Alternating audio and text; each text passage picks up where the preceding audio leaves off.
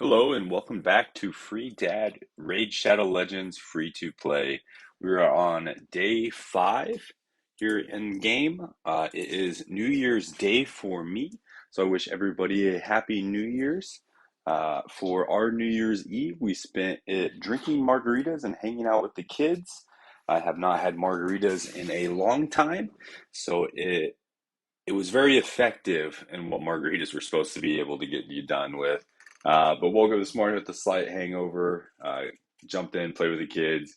Now we're just going to jump in and do a little bit of raid. As I mentioned in a previous video, we were looking forward to this Void Shard progressive chance for this Man Eater. Now, what's important to know about Man Eater is going to be that he is one of very few champions that place a block debuffs and a unkillable. So here it is A3. He does need to be fully booked to make this effective, but it's an unkillable buff and a block debuffs on all allies for 2 turns. So him alone can make clan boss teams happen. You need to be incredibly fast for just him, but to make this really effective, we would also need to get a Painkeeper, which is going to be the easier of the two because Painkeeper is a void rare. So how these two synergize is it decreases the cooldown of all skills by 1 turn. So that Maneater skill, it essentially will make it able to go on every 3rd turn from the clan boss. So it'll be booked down to a 5, and then it's going to turn into a 4. So he will go a little bit faster. So it'll be a block unkillable, or the unkillable for both the AoE and then the AoE, and then only the slow champion will have it for the stun, and he becomes a stun target, and then that allows you to become unkillable for the entire 50 turns. Damage will tick up. It's going to unlock massive levels of clan boss, massive levels of shards. So wanted to jump on and do this. And just recording this, I noticed I have 3 and I only have 20,000 silver. It does seem to be an issue of the free to play, that silver is very hard to get a lot of. There's a lot of silver intensive missions. There's a lot of silver intensive things such as changing out gear on champions. It requires silver. So I'm just going to go ahead and speed ramp through a little bit of farming. I do farm 12-3 now. It is the best experience, and then it is also the best um, way to get silver. And right now, the missions that I'm going to struggle with will be the missions around getting champions to 5-star. Right now, we're on a 5-star ascended, so we're working on getting our Arbinger up to 5-star. But we need to get some chickens, some foods. We have a couple 30s waiting.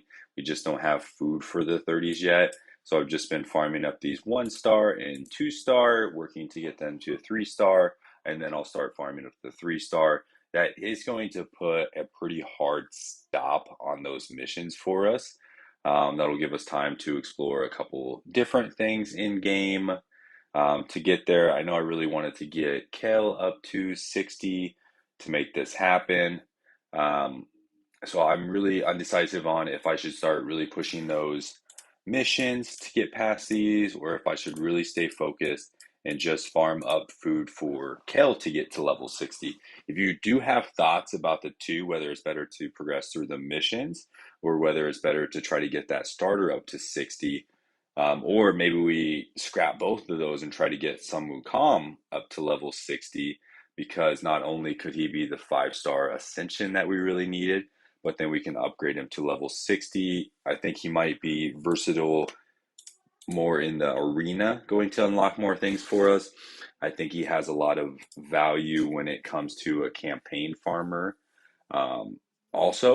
So he might be someone that I might unlock my next missions for. If you have thoughts, comments, or maybe there's somebody else on my account that I'm totally missing, or if you go a different direction, please write a comments in there. Love to read it. I won't be doing anything most likely for a decision within the next couple of days. So you do have some time to watch the video. Go ahead and do that. And the nice part is you do get this champion that you can also do as food. Comes with 2 stars. Sometimes you get a 3-star.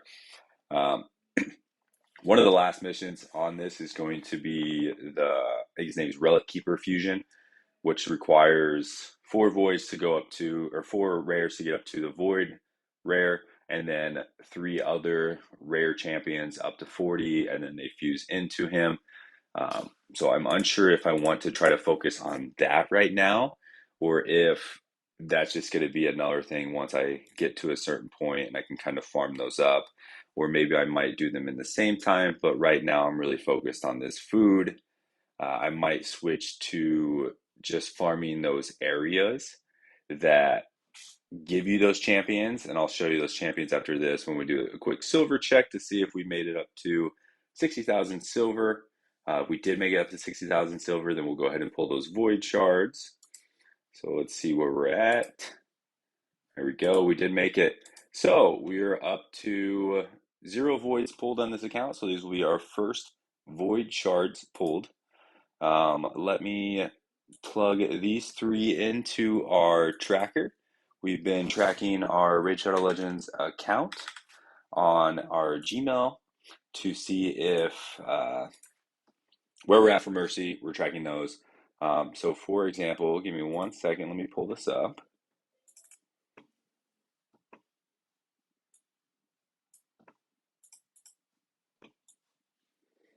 So we have our tracker here. We've pulled 14 of these legendaries, and I've yet to check who the progressive one is. These two really would not help. These two really would not help. They're great champions in their own right, but not something that I want to go ahead and pull for. I do want to pull for these, so let's just plug in the 3 that we're going to pull so we don't miss it, and we'll keep this tracker alive so that when we do get close to those 1+1s, we know how close we are. We know if it's going to be worth it to pull those. So here we go. Best of luck. I am looking for either this man-eater, that would be really huge. Obviously, any void legendary I think would be absolutely incredible, including this guy. I'm not really sure what he does, but I'm sure he's great.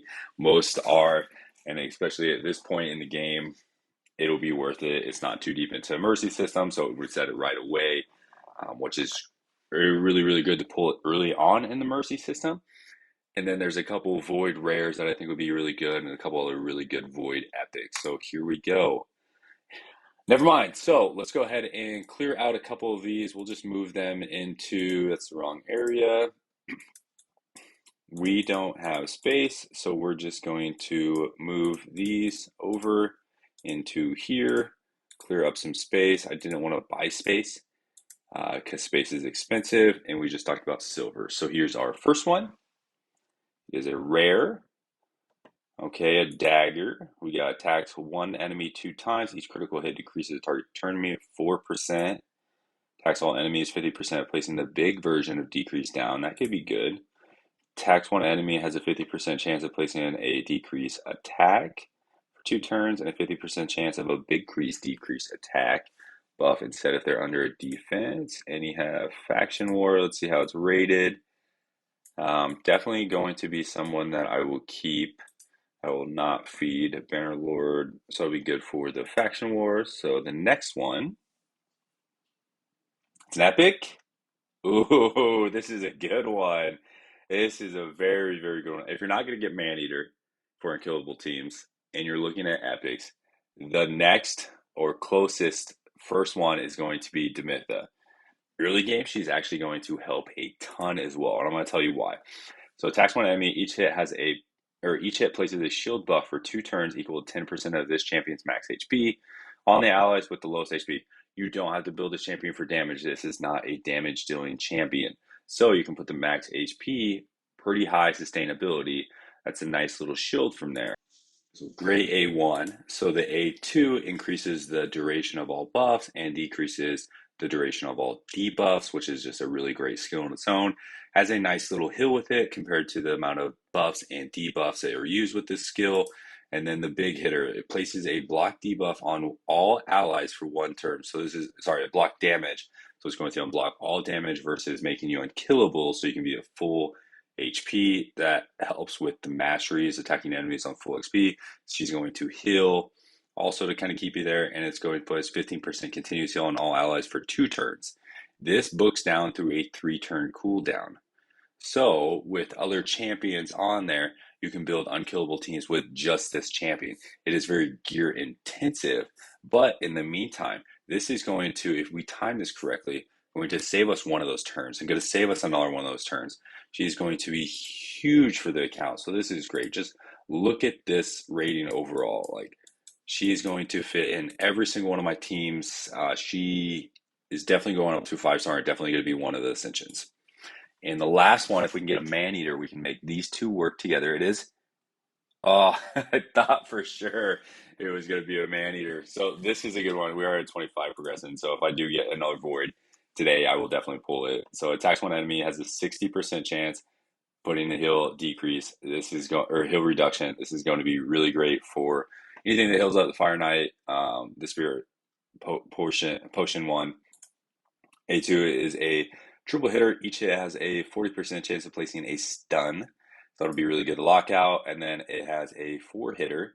Each hit has a 75% chance, books to 100 of putting a 5% poison debuff. She's really good in unkillable teams for busting out these. I know Kales has a 4-hitter, but it is a smaller chance of putting these 5% debuffs. And it is on a, I believe it's on a shorter turnaround time if you do book it. She is a attack-based champion with some pretty low HP and defense stats, so she might be a little bit harder to keep sustain, but she is going to be a great option for that clan boss. That's going to be it for the video. I'm going to poke around real fast to see if there is any way possible to get another void for the video. So if we look at these, is there any void shards that are coming up at all? There is not. Challenges are one with the shards. There is stage 10, stage 10, stage 10. There's not that many of these. So I'm going to probably try to work on this. This is probably going to be my focus today. I don't think I'm very far on Magic, Force, and Spirit from stage 10. The Fire Knight is going to be the harder one. So Force, I'm a couple stages away. Magic, I am one stage away, and I am also one stage away. That block or the heal reduction will be really good on this. If I can keep Ronin alive, it's a higher chance. And then the Fire Knight also has Savage, and I'm 2 away with good affinities for me.